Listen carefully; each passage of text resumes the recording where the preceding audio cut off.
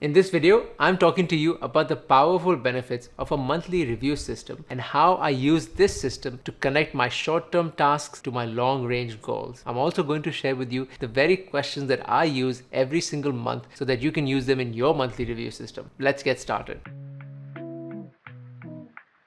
Welcome to the final video in this ongoing series called Habits and Systems for Founders and Entrepreneurs. The first few videos have talked a lot about the weekly and daily review systems that are going to be linked here and here. Now, the daily and the weekly review system are meant to be short-term review systems. They're meant to ask you about the now and here and your day-to-day and weekly operation. Whereas the monthly review is actually the bridge between your short-term review systems and your long-range goals and review systems, like your annual review. The monthly review system allows you to see the effects of your habits and routines so that you can make more meaningful choices. In his book, How Will You Measure Your Life, Clay Christensen has this really amazing line that I want to quote. He says, "Your decisions about allocating your time, energy, and talent ultimately shape your life's strategy." And that's why the monthly review system can be that bridge between your short-term review systems and your long-range review systems. But it's also meant for you to take a moment at the end of every month to actually see what choices you had made at the beginning of the month and how far you've come in achieving those. And sometimes you may not have made any progress, but measuring that is really, really important. So what are some of the things that you can include in your monthly review system? The first one is checking in on your progress against the things that you had mentioned at the beginning of the month. Also on your long-term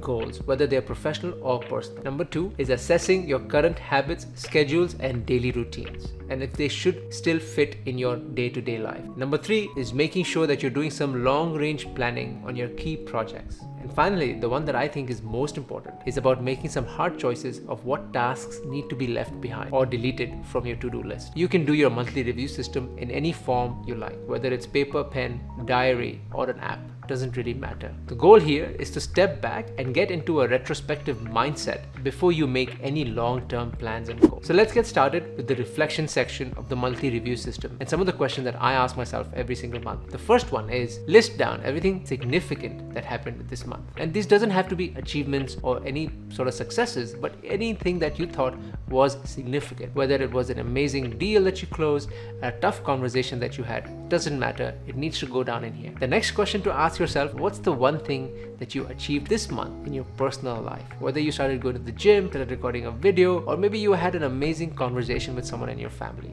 That goes in here. And the next one is your biggest work or your professional achievement. What has happened at work, in your business, that you are super proud about? And finally, what is your most valuable lesson learned this month? What's important to note here that these questions are very easy to work with, but at the same time, they're designed to make you retrospect. Make sure that you're able to peek back into your month, whether you look at your calendar entries, your phone book, your photos, whatever helps you jog your memory. That'd be a great way to capture those insights into these questions. The last thing that I like to do in my monthly review system is I do a time audit. And the time audit is meant to answer two very simple questions. Where did you intend to spend your time during the beginning of the month? Where have you actually spent your time during this month? Typically, there is usually a huge discrepancy between the two. Look through your calendar, look through all of your appointments, look through your photos so that you can help jog your memory and figure out where you spent the bulk of your time. If you already are logging time into a time logging system, then this should be really easy.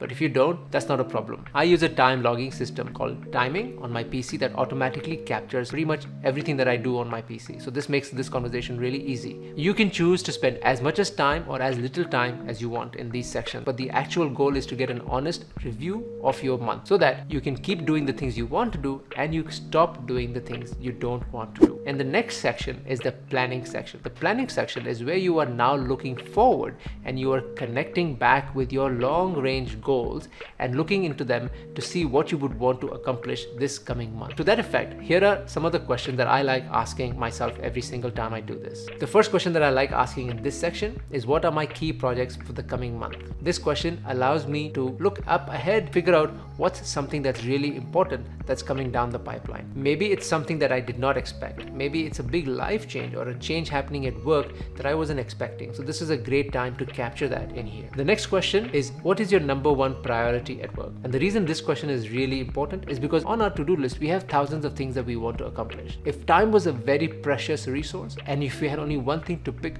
what would that be? This question allows us to zero in and dial in that focus on the one thing that we want to get done. The next question is, what's your number one priority in your personal life? What is something that you've been wanting to do in your personal life that you could do this month? Whether it's date night with your wife, it's quality time with your kids, or maybe just go out for a fun time or fun picnic with your family members. This is a great place to bring attention and focus to that one thing that you could achieve in your personal life, something that you've been putting off for a long time. Maybe it's going to the gym. Putting that down here is going to help you plan better for the coming month. Another big part of the review system is actually asking yourself honestly and really, what are some of the things that are weighing your shoulders down? What are some of the projects and tasks that you've been carrying on your shoulders that don't need to be carried forward? Either they can be deferred or delegated or deleted. What are those? This would be a great place to put them down in here. And the final and the most important question is rating your past month on a scale of 5. I usually use a 5-star system, but you can use anything you like.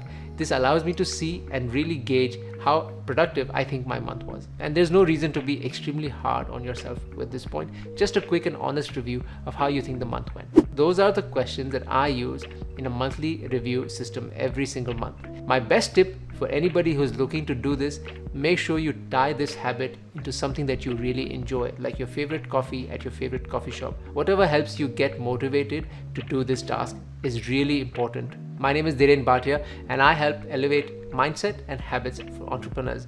And make sure you subscribe to this channel because a new video comes out every single week. Make sure you check out the playlist called Habits and Systems for Entrepreneurs and Founders if you've missed some of the other videos.